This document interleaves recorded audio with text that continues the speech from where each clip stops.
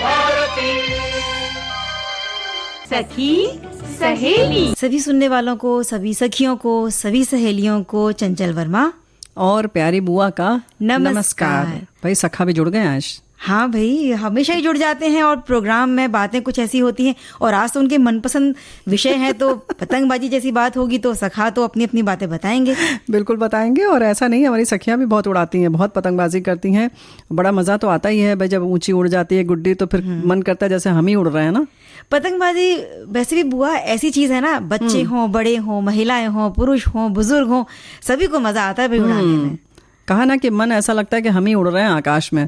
तो जब ऐसा हो जहां उड़ान भरने का मन हो और कहीं पतंग आपकी उड़ गई तब तो क्या बात है। और क्योंकि बात है सर्दियों की, मकर संक्रांति की, तो एक बड़ी विशेष सी बात होती है कि तिल इन दिनों खान पान में जरूर शामिल किया जाता है। बिल्कुल। तो भाई हमारे साथी तो समझ गए होंगे, हमारे श्रोता बंधु, हमारे सभी श्रोता, कि आज हम बात करेंगे पतंगबाजी पर। ये अनूठी परंपरा और निराला खेल है, इसके बारे में बात करेंगे। और जैसे कि चंचल बिटिया ने बता दिया तिल की बात, तो मकर संक्रांति और तिल पर बात करेंगे।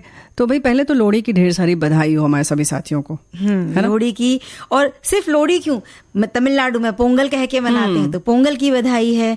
और आसाम में बिहू, तो बिहू की बधाई। हाँ, अभी अलग अलग प्रांतों में जिस जिस नाम से इस पर्व को मनाया जाता है, उन सभी हमारे सुनने वालों को जो जहां जिस जगह बैठकर सुन रहे हैं, अपने अपने पर्व की, त्योहार की, जो भी अवसर है उसकी ढेर सारी बधाइयां। जी हाँ, ढेर सारी बधाइयां, शुभकामनाएं। ऐसे ही पूरा वर्ष कह सकते हैं ना, नए साल का यह पहला त्योहार है जो हम मनाने जा रहे हैं। लेकिन अभी कार्यक्रम की बात थोड़ी सी और बता दें कि आज हम सखी विशेष में लेकर हाजिर हैं महासुंदरी देवी।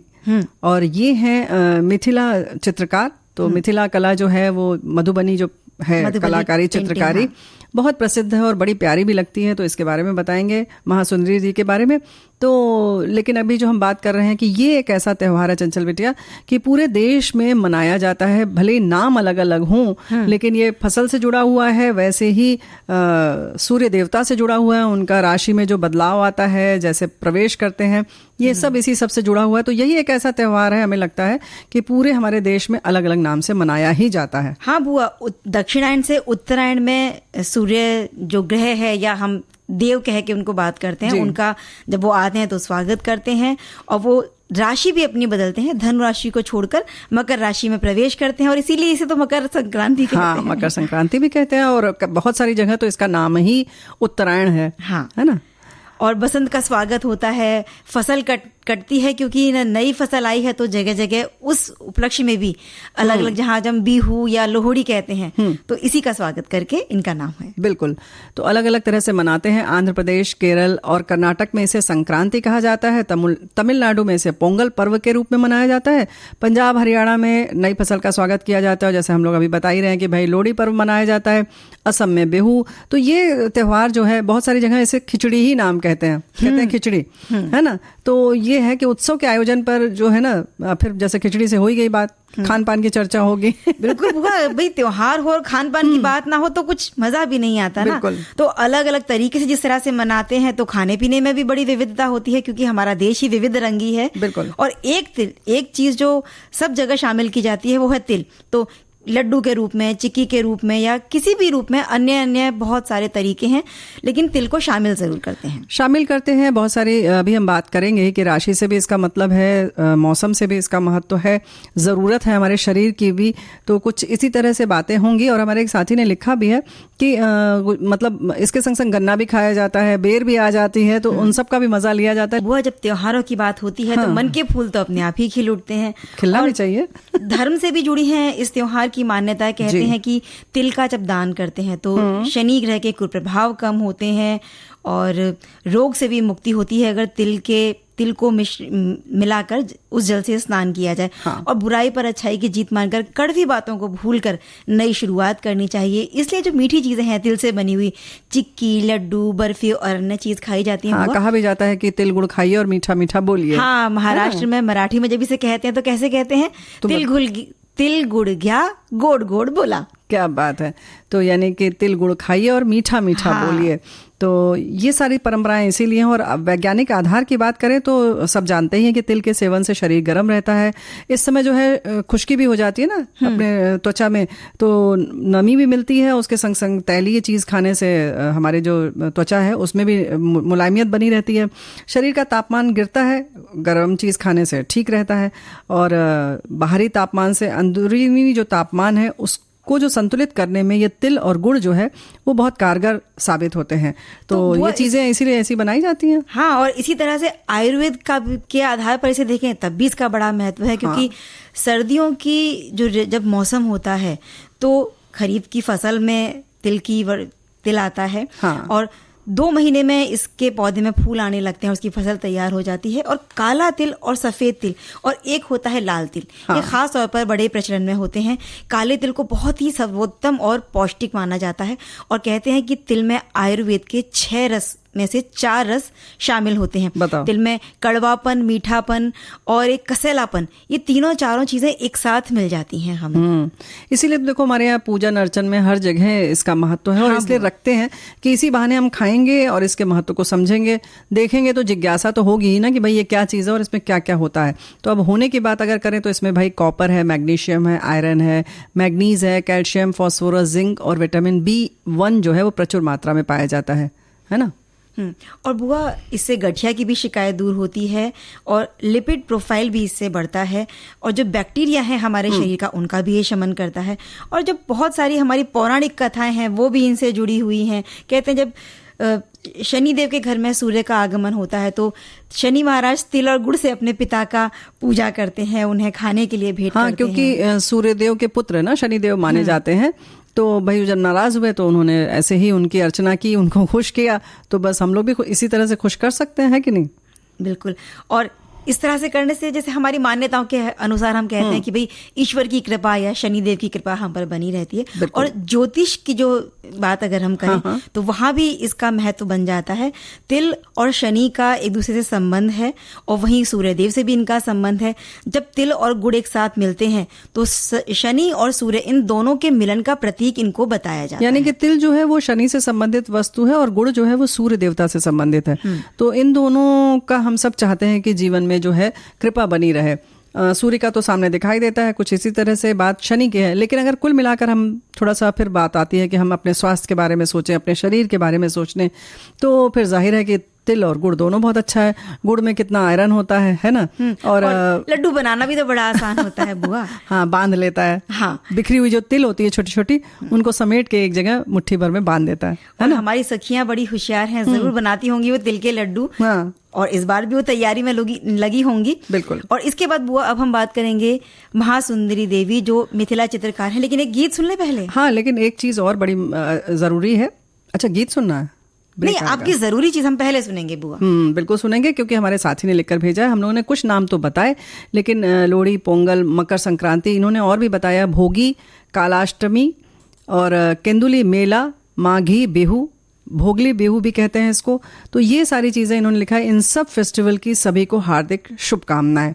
और जो हमने जैसे कहा था ना कि लड्डू के साथ जो बेर और गन्ना खाया जाता है, तो एक चीज़ हम भूल गए थे। हमारे साथी ने लिखा था हरा चना जो आता है, जिसको बहुत सारी जगह होरहा कहते हैं या बूट कहते हैं, वो भी इसी समय आता है, बड़े थोड़े दिन के लिए आता है ना।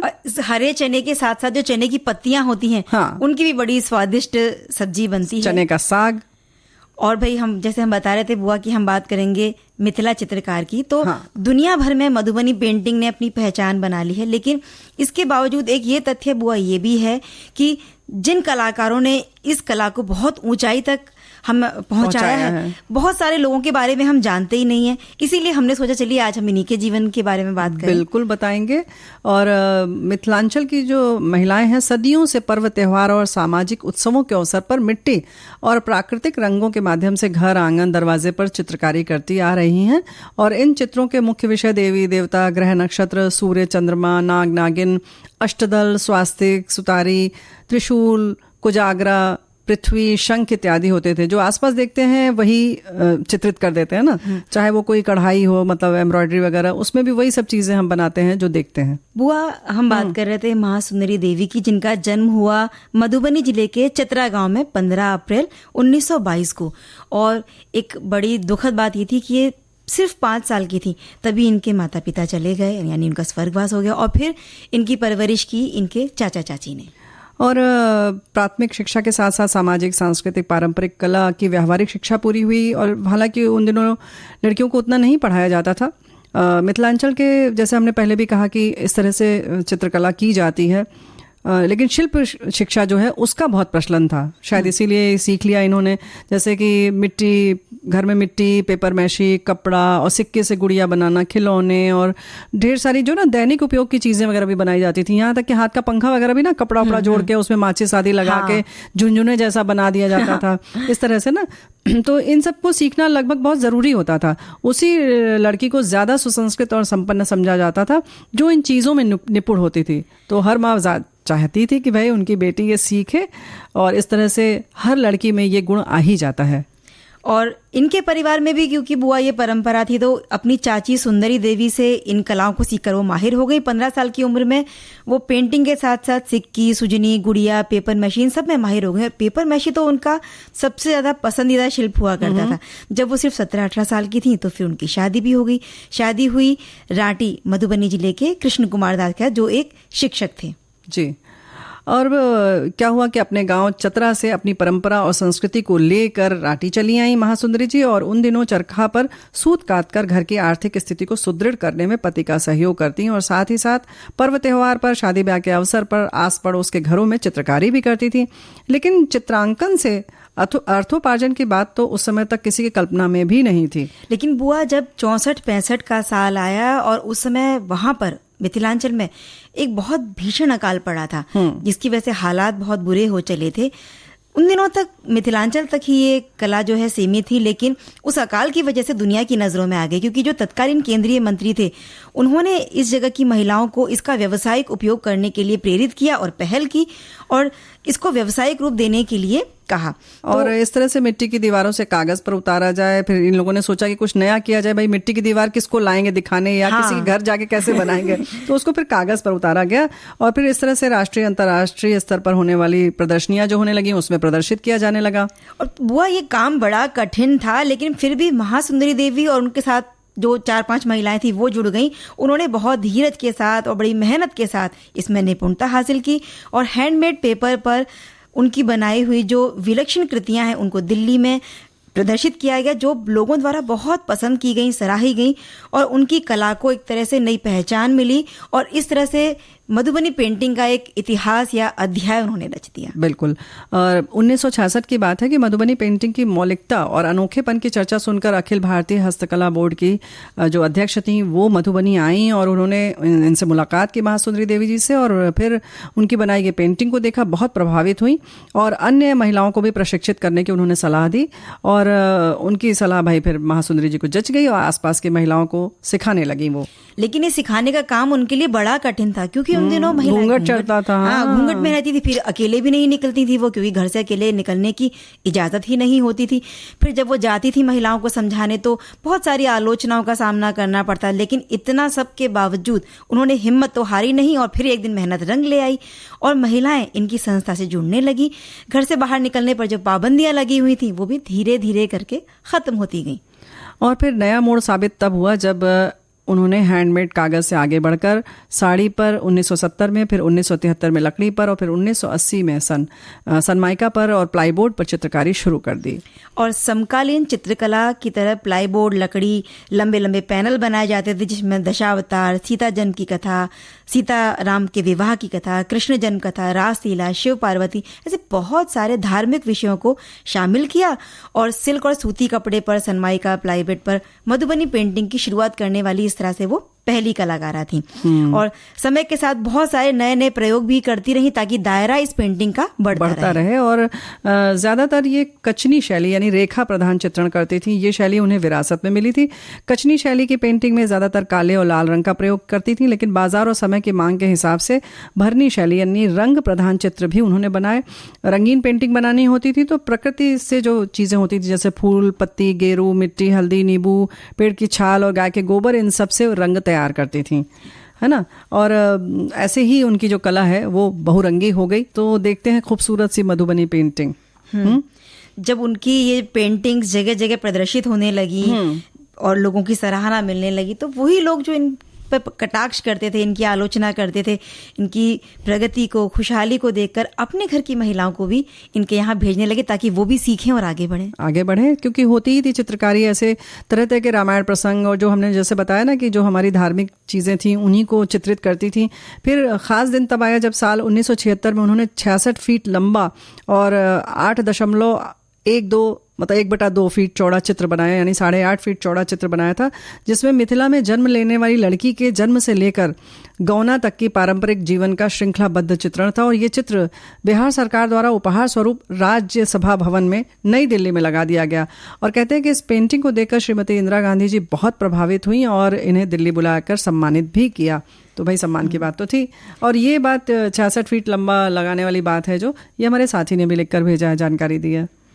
तो ये जो मॉडल वहां बनाए जाते थे, इनका कोई खास प्रकार नहीं होता था बुआ, लेकिन सामान्य तौर पर एक कलाकार 18 से 20 तरीके के अरिपन का निर्माण करता है। लेकिन पश्चिमी जर्मनी की एरिका मुआजर के अनुरोध पर महासुंदरी देवी ने 85 तरह के अरिपन बनाए थे और बहुत प्रशंसा इस बात की उनको मिली थी। एक से बढ़कर एक उनके जो चित्र हैं इस तरह के बनाए हुए वो जर्मनी के राष्ट्रीय संग्रहालय में रखे हुए हैं। तो तुमने कहा अरिपन की बात, तो बहुत सारी जगह उसे ऐपन या अर्पण भी अल्पना से ही लगता है बना है। तो ऐपन कहते हैं जो चावल के आटे से बनता है घोलकर पानी में, और कभी कभी उसमें हल्दी भी डालते हैं। तो भाई इस तरीके से हमारे यहाँ परंपरा तो रही है, लेकिन उसको कई नया स्वरूप देना और आम जन तक लाना बहुत बड़ी बात है। और हम बात कर रहे हैं महासुंदरी देवी जी की। तो 1970 और 80 के दशक में उन्होंने मधुबनी रेलवे स्टेशन पर और हावड़ा से नई दिल्ली जाने वाली ट्रेन जयंती जनता एक्सप्रेस, इसके बाहरी भाग पर भी बड़ी सुंदर पेंटिंग की, इसको सजाया। और ये बहुत एक अलग नए तरीके का प्रयोग था और पूरी दुनिया में इसकी बड़ी चर्चा हुई। और इस तरह से जो उन्होंने चित्र उकेरे थे, फिर वही वो जो पारंपरिक चित्रण है, हमारा जो धार्मिक चित्रण है, वो इन्होंने किया। तो जो कला प्रेमी थे देखकर अभिभूत हो गए। और उस ट्रेन को संभालने में ये अकेली नहीं थी, इनके जो साथी कलाकार थे उनका बड़ा सहयोग मिला। बिल्कुल। और इसी तरह से बहुत सारी जगह उन्होंने किया। सनमाइका पर बनाया 75 से ज्यादा चित्र, और वो बहुत बड़े होटल में वहां लगा हुआ है पटना के पाटलिपुत्र में। तो इस तरह से बहुत सारे काम उन्होंने किए। फ्रांस के लेखक प्रोफेसर इब्स मिको के अनुरोध पर महासुंदरी देवी ने मिथिलांचल के जीवन पर आधारित 50 सुंदर चित्रावलियों का निर्माण किया, जो यूरोप के कई देशों में प्रदर्शित हुए। इन चित्रों को द आर्ट ऑफ मिथिला नामक पुस्तक में भी स्थान दिया गया, और इस संग संग द मिथिला नामक डॉक्यूमेंट्री फिल्म भी बनाई गई। और बुआ इन चित्रों की विशेषता ये थी कि करची की कलम, फूस की खाटी, धागों और बिल्कुल प्राकृतिक रंगों की सहायता से सीधी रेखा, गोले, चौकोर, त्रिकोण, इनमें वो चित्र बनाए गए थे, जो कि किसी को भी बड़े आश्चर्य में भी डाल सकते थे। और पाब्लो पिकासो, जो कि स्पेन के बहुत महान चित्रकार हैं, उन्होंने जब इन चित्रों को देखा तो मंत्रमुग्ध हो गए। और उनके बारे में पिकासो ने कहा कि लोग मुझे बड़ा कलाकार मानते हैं, लेकिन जब मैं ऐसे कलाकारों की कला को देखता हूं तो पाता हूं कि ये तो मुझसे भी बड़ी कलाकार है। हाँ भाई, क्यों नहीं हो। देखो, अगर जाहिर है उन्होंने जानकारी भी हासिल की होगी कि कैसे बनाती हैं। तो महासुंदरी जी जो है नीब की जगह धागे का प्रयोग करती हैं लाइन खींचने के लिए। धागों को रंगों में डुबोकर पलक झपकते ही त्रिभुजाकार, षटकोण, चतुर्भुजाकार, वर्गाकार तरह तरह के चित्र का खाका तैयार कर लेती हैं मतलब। और फिर करची की कलम और पेहुआ यानी कि झाड़ की लकड़ी या फूस की लकड़ी पर रुई लपेट कर जो होता है वो कचनी भरनी कर लेती हैं, यानी उसमें रंग भर लेती हैं। तो ये देखकर किसी को भी सहसा विश्वास नहीं होता था कि बिना पटरे यानी स्केल के प्रकार के या अन्य औजार की सहायता से इस तरीके की सीधी रेखाएं या बिना नापे ही उंगली का इस्तेमाल करते हुए ये सब किया जा सकता है ना। बिल्कुल, यही तो उनकी कलाकारी थी। और इस चित्रकारी के लिए बहुत सारे पुरस्कार उन्होंने जीते, बहुत सारे सम्मान उन्हें दिए गए। साल 1978 में बिहार सरकार ने इन्हें राज्य पुरस्कार से सम्मानित किया। साल 1982 में तत्कालीन राष्ट्रपति श्री नीलम संजीव रेड्डी जी के द्वारा राष्ट्रीय पुरस्कार इन्हें दिया गया। और साल 1996-97 में मध्य प्रदेश का सर्वश्रेष्ठ सम्मान राष्ट्रीय तुलसी सम्मान ये भी इन्हें प्राप्त हुआ। और साल 2008 में शिल्प गुरुग्राम से ये सम्मानित हुई। और 2011 में हमें पद्मश्री से भी नवाजा गया। तो भाई इतने सम्मान के वो हकदार थीं। और मधुबनी पेंटिंग में पद्मश्री पाने वाली ये चौथी कलाकार है, यानी कि इससे पहले भी लोगों ने बनाया। उनमें नाम आता है जगदम्बा देवी का, गंगा देवी का और सीता देवी का।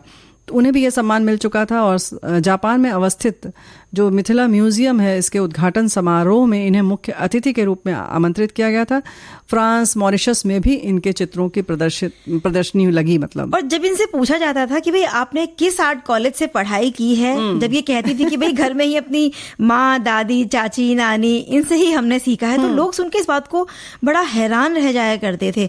और जैसे आपने बताया ना कि गंगा देवी को भी पहले पद्मश्री मिल चुका है, ये और गंगा देवी बड़ी अच्छी सखी हुआ करती थी, क्योंकि दोनों एक ही गांव से ताल्लुक रखती थी। तो बहुत सारे लोगों की ये प्रेरणा स्रोत भी रही हैं। और इसके संग संग जैसे कि आश्चर्य की बात तो होनी ही नहीं चाहिए, मतलब होता तो है आश्चर्य क्योंकि लोक कला है, आप जहाँ से सीखते हैं तो फिर आप वही स्केल और आदि से ही सहायता से ही बनाते हैं। जैसे ये सीधे खींच लेती थी धागे से और इन सब चीज़ों से, ये घर में ही सीखा जा सकता है ना।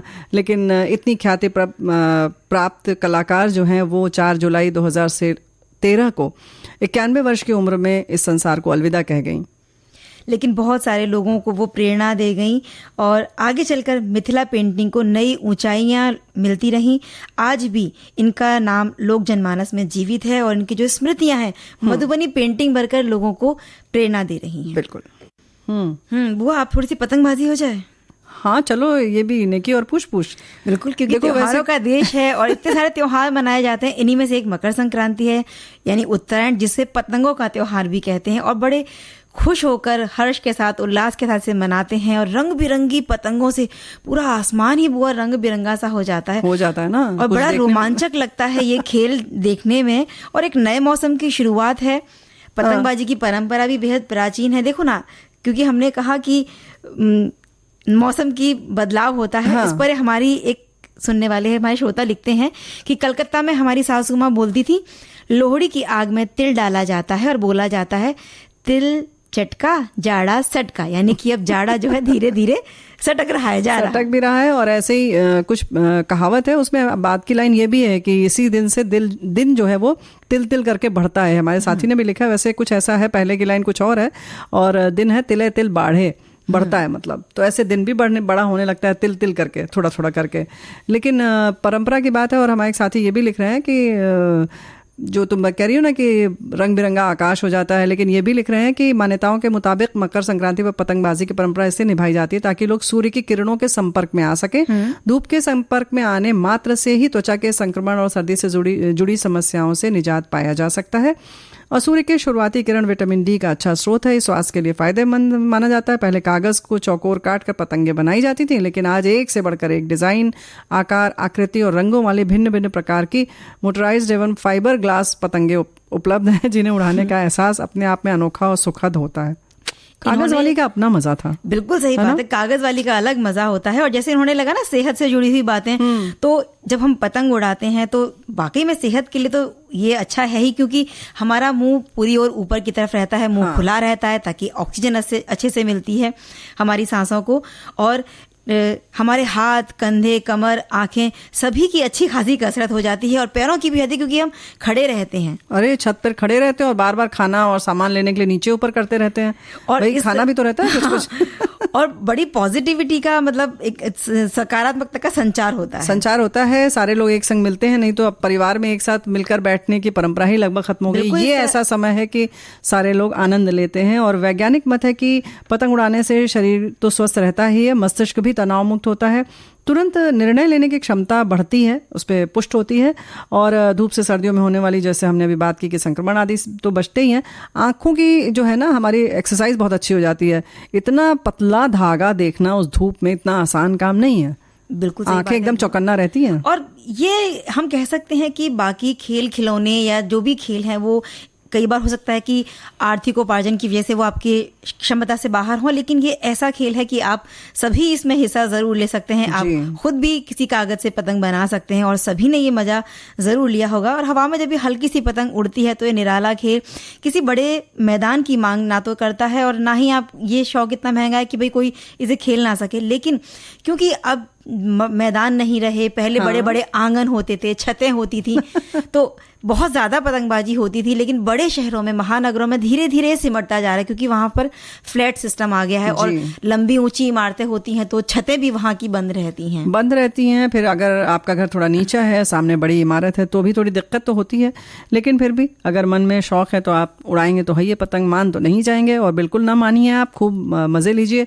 ऐसे दोस्त के घर चले जाइए जहाँ की छत बहुत ऊँची हो, और अलग अलग जगह मनाते ही हैं। गुजरात में संक्रांत से एक महीने पहले से ही लोग अपने घरों में पतंगों को बनाना शुरू कर देते हैं। उत्तरायण में या मकर संक्रांति पर जब सर्दी गर्मी में बदलाव शुरू होते हैं, यानी बसंत का आगमन हो रहा होता है, तो ये किसानों के लिए भी एक संकेत है कि सूरज वापस आ गया है और उनकी फसल पकने का मौसम आ गया है। गुजरात के अलावा अन्य राज्यों में जैसे बिहार, पश्चिम बंगाल, उत्तर प्रदेश, राजस्थान और दिल्ली में भी इस त्योहार को मनाया जाता है, यानी पतंगबाजी इस दिन जरूर की जाती है। लोग अपने हाँ बुआ, तमिलनाडु में भी इसे मनाया जाता है और वहाँ पर समुद्र तट पर बड़ी पतंगबाजी की जाती है। और जो पतंगे बनाई जाती है ना, उनमें फिल्म स्टार्स या कार्टून बना दिए जाते हैं, जिससे लोगों को मजा और दुगना हो जाता है। और दिल्ली में आज़ादी वाले दिन यानी स्वतंत्रता दिवस पर पतंगे उड़ाई जाती हैं, क्योंकि वहाँ ऐसा मानते हैं कि पतंग उड़ाना स्वतंत्रता की भावना का प्रतीक होता है। तो भाई अलग अलग दिन, वैसे तो पतंगबाजी कुछ जगहों पर, खास जगह पे, जैसे कि दीपावली के दूसरे दिन जमघट बोलते हैं लखनऊ में, उस दिन उड़ाते हैं पतंग। तो अलग अलग दिन मनाते हैं। लेकिन हाँ, मकर संक्रांति पर यानी खिचड़ी पर ज्यादातर लोग मनाते हैं। अच्छा, पहले के जमाने में तो वो आलू वगैरह आदि से जोड़ा जाता था, पतंग फट जाती थी तो दौड़ के नीचे जाते थे, फिर उबला हुआ आलू लाते थे, या नहीं कुछ तो भात मिल जाए, खिचड़ी ही मिल जाए, क्योंकि खिचड़ी बनती थी उस दिन, तो खिचड़ी लपेट के रख लिया जाता था कोने में। वो ज्यादा मतलब कीमती होता था पतंग से ज्यादा, क्योंकि जो जोड़ने वाली चीजें जो थी वो ज्यादा उपलब्ध नहीं थी। और पतंग का मांझा जो बड़ा पक्का धागा होता है, जब उससे उंगलियां कट जाती थी तो कोई ना कोई घर की ही कोई जो पुराने कपड़े उनको फाड़ कर हाथ पर लपेट लिया जाता था। हाँ, इस तरह से मतलब फर्स्ट एड वगैरह सब रखा जाता था, पतंग का भी और खुद का भी, है ना। और जब ये खेल है तो भाई इसमें फेस्टिवल का आयोजन भी हुआ होता है।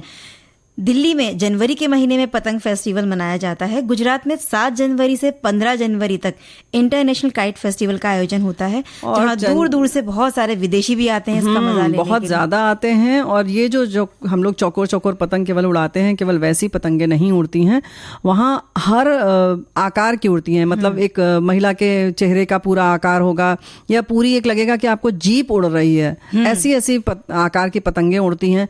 मिकी माउस, मतलब ऐसे ऐसे जो कार्टून के जो चित्र हैं वो केवल छपे नहीं होते कागज पर, वो बिल्कुल वैसे ही जैसे बहुत बड़े होते हैं, बहुत बड़े और बहुत खूबसूरत होती हैं पतंगे की, वाकई देखने लायक होता है। बिल्कुल ऐसे ही तेलंगाना में भी पतंग महोत्सव होता है।